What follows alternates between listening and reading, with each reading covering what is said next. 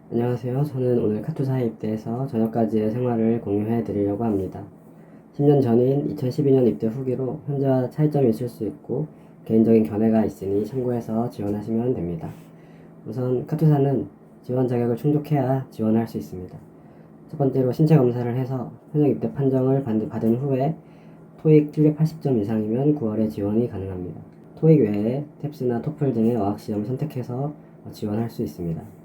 780점이나 990점이나 단순히 지원 자격으로만 받기 때문에 점수에 따른 차이는 없습니다. 일생에 1인 1회만 지원이 가능하며 접수를 취소하거나 신체검사 불합격자만 재지원이 가능합니다. 신청시에 입대하는 월을 선택할 수 있는데 제가 입대하던 당시에는 2월에 경쟁이 매우 심했습니다.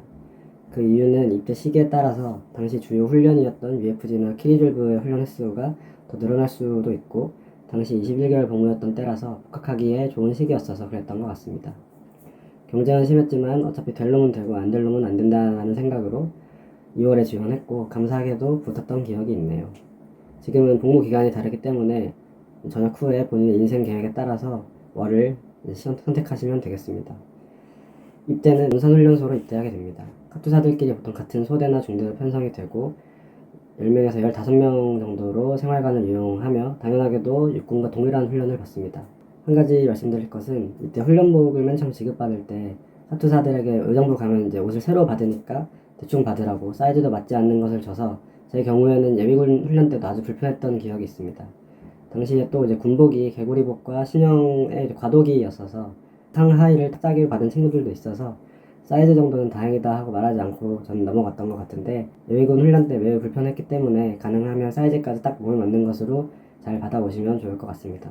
논산에서 받는 훈련은 모두 동일하기 때문에 넘어가고 수료식 이후에는 논산에서 의정부까지 갈 때 기차를 타고 갔는데 창가로 보이는 기차역들의 풍경이나 일반 시민들을 보면서 정말 탈출하고 싶다는 욕구가 강하게 들었던 기억이 있네요.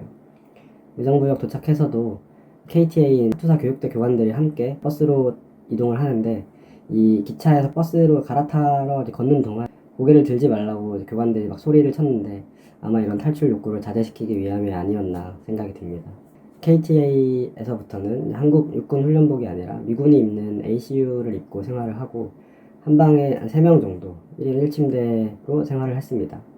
보통은 이제 새벽에 일어나서 아침 PT 후에 일과 시간에는 교육을 받습니다. 카투사 생활에 필요한 경례법이나 예절, 용어 등이 이제 기본 수업이고 수업의 일환으로 미군 전투식량인 MRE도 먹어봤습니다. KTL을 수혈하기 위해서는 체력 시험을 통과해야 하는데 통과를 위해서 일과 시간 중에 쉬는 시간이나 저녁 시간 이후에도 틈틈이 각자 운동을 열심히 했었던 기억이 있습니다. 식사는 미국식으로 바뀌었는데 그래도 카투사 스낵바라는 한국식 매점이 KTA 내부에 있었어서 라면도 먹고 했던 기억이 있습니다. 또 전화는 지금은 어떤지 모르겠지만 그 당시에는 전화가 자유롭지 않고 2번 정도의 제한이 있었는데 그마저도 뒤에 많은 훈련병들이 기다리고 있었기 때문에 짧게 하고 끝냈었던 기억이 있습니다. 지금은 휴대폰이 자유화가 됐기 때문에 어떻게 변화가 됐는지는 잘 모르겠네요. KT에서 교육이 끝날 무렵에 지역 배치를 받는데 지금은 용산 부대가 없어졌지만 당시에는 용산, 평택, 대구, 동두천 등이 있었고 바라던 대로 저는 용산으로 배치를 받았습니다.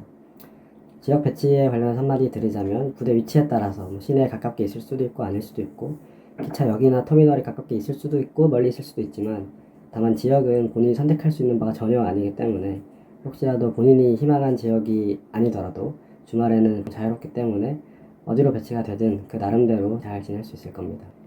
보직 얘기를 좀 해보자면 전역한 지 10년이 지났기 때문에 잘 기억은 안 나지만 자대 배치 이후에 선임들로부터 보직을 알게 되었던 것 같습니다. 보직과 관련해서 팁 아닌 팁을 공유하자면 제가 알기로 어학병이나 군종병 외에는 모두 뺑뺑이인데 희망 보직과 관련한 자격증이나 대학 학과를 관련 학과를 재학 중이었다면 해당 보직으로 선발될 확률이 높습니다. 저는 전자공학과에 재학 중이었어서 행정이나 전산병을 희망하였는데 입대 전에 추가로 워드 프로세서 1급 자격증을 획득을 했고 그것들이 도움이 되었는지 전산병으로 배치를 받았습니다. 워드 1급 자격증은 어렵지 않고 제 경우에는 한 달 정도 공부를 했기 때문에 그 정도 시간만 투자하면 충분히 붙을 수 있는 간단한 시험이라고 생각하고 취득해 놓으시면 카투사뿐만 아니라 본인에게도 도움이 될 것이라고 생각합니다. 운전면허증이 있으면 보통 그 나이에 운전면허가 있는 친구들이 많지 않기 때문에 헌병으로 빠질 확률이 높았던 것으로 기억하는데 헌병은 힘들다는 얘기가 있어서 다들 깊이 했었던 것 같습니다. KTA에서 통과해야 하는 체력 시험에 대해서 좀 더 말하자면 카투사하러 복무하는 동안 KTA부터 전역하는 그 순간까지 체력 시험이 매우 중요했던 것으로 기억합니다. 체력 시험에는 달리기, 푸시업, 실업 이렇게 세 가지가 있는데 저는 달리기 점수가 조금 미달이었으나 다행히 수료가 유예되거나 하지는 않았습니다.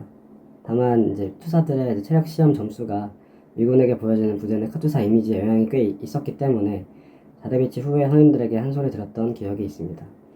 PT 점수는 전역할 때까지 6개월마다 갱신을 해야 하기 때문에 몸 관리는 이제 계속 해줘야 하니까 전역할 때까지 방심해서는 안 되고요. 점수가 미달이면 외박, 외출, 휴가 제한이 있어서 카투사들끼리 함께 운동해주고 서로 관리해주고 신경 써주고 했었던 기억이 있습니다. 역시 군대 얘기는 한번 시작하면 끝이 안 나서 말이 굉장히 길어지는데 오늘은 여기까지 말씀드리고 다음으로는 카투사 생활기로 다시 오겠습니다. 감사합니다.